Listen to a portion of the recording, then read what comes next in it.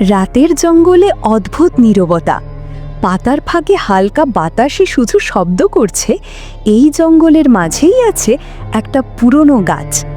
একদিন এক গ্রামের ছেলে পথ হারিয়ে জঙ্গলে ঢুকে পড়ে।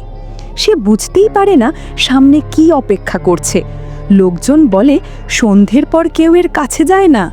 ভুল করে সে ঠিক সেই পুরনো গাছটার সামনে গিয়ে দাঁড়ালো। হঠাৎ চারপাশ থমথমে হয়ে গেল।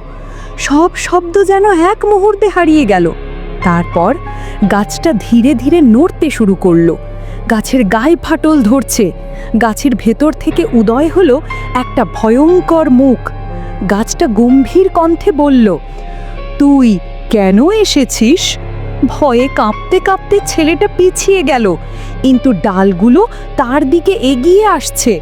শেষ কণ্ঠটা শোনা গেল, তুই এখানেই থাকবি চিরকাল।